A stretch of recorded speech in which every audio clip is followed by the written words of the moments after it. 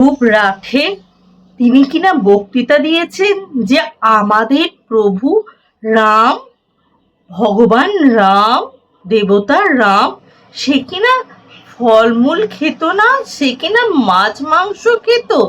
তার জন্য কে 12 বছর 14 বছর ধরে বাটার পনির তৈরি করে দেবে? আরে গদ্ধ, আরে কে তুই? তুই এরকম ধরনের কথা বলতে পারলি? रहे हैं। अब मांस और धर्म साथ साथ चलते रहे हैं। अब यहाँ पर एक ऐसा सवाल आता है जो बहुत से लोगों के मन में उठता है कि क्या पांडवों ने और श्री राम ने भी मांस खाया होगा? अब कॉमन सेंस लगाई जाए तो जंगल में कौन 12 साल तक उनके लिए पनीर बटर मसाला बना रहा होगा? क्या केवल पेड़ों से फल तोड़कर खाते हुए पांडवों যে আমাদের ভগবান সে নিজে বলে দিয়েছে যে রামায়ণে সে 14 বছর ফলমূল খেয়ে কাটাবে? এটুকুও জানিস না? এমনকি তার ফলমূল খাওয়ারও গল্প আমরা জানতে পারি বিভিন্ন রকমের রামায়ণের বিভিন্ন পাঠ থেকে। সে কথা কি আপনারা ভুলে গেছেন? তাহলে ধ্রুব রাঠে কি করে তার সাহস হয় যে এরকম ধরনের বাজে বাজে কথা বলার? আমার তো মনে হয় ধ্রুব রাঠে নিজে হয়তো শুয়োরের মাংস খেয়েছে।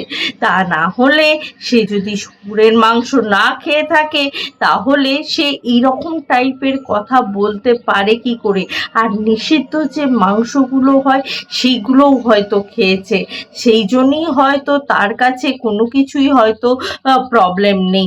আর ভগবানের সাথে আমাদের মানে আমাদেরকেও একেবারে তুলনা করে দিচ্ছে। আরে ভগবান ছিল রাম, রাম ভগবানের একটা মানে রূপ ছিল, অবতার ছিল। তাকে তুই কি করছিস? এটা নিজে একটু সেন্স অফ হিউমার দিয়ে ভেবে দেখ না। সেটুকু ভাবার মতন ক্ষমতা নেই, একেবারেই চলে গেছে সেটুকু ভাবার মতন। আমার তো মনে হয় এরা টাকার লালসায় একেবারে শেষ হয়ে গেছে।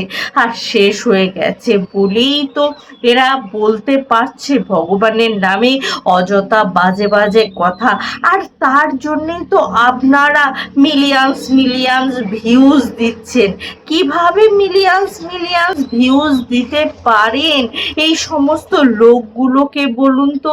আর এরা হচ্ছে যে বাজে, এরা আমাদের ঐতিহ্যটাকে, হিন্দু সমাজটাকে, এরা এক ধরনের র্যাকেট যারা কিনা হিন্দু সমাজটাকে নষ্ট করতে চাইছে।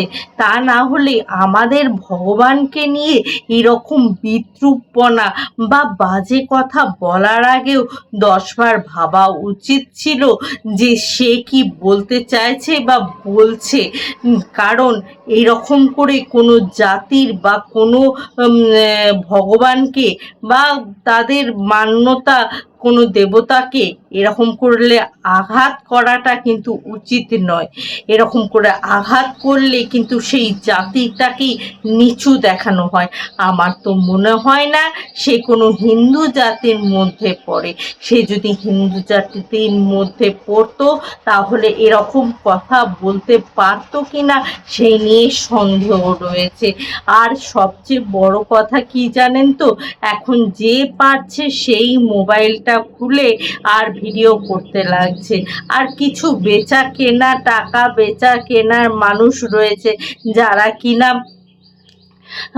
এমনিতে ভিউজ দিতে রাজি রয়েছে, আর সেরকম ভিউজ এও পেয়ে যাচ্ছে। তাছাড়া এরকম বাজে বাজে ভিডিও বানালে কে ভিউজ দেবে? হ্যাঁ, একটা কথা খুব ভালো করেই জানো নিশ্চয়ই তোমরা, যে পতন যার শুরু হয় সে সবার আগে বেশি চমকদার হয়। আর সেটাই হচ্ছে ধ্রুব রাঠের বিষয়টা। আমি কাউকে অভিশাপ দিচ্ছি না, কিন্তু আমাদের ভগবানকে নিয়ে বললেও সে যে ছাড় পেয়ে যাবে বা নিস্তার পেয়ে যাবে এটা কিন্তু নয়। ভগবান কিন্তু তার শাস্তি ঠিক দিয়ে রাখবে।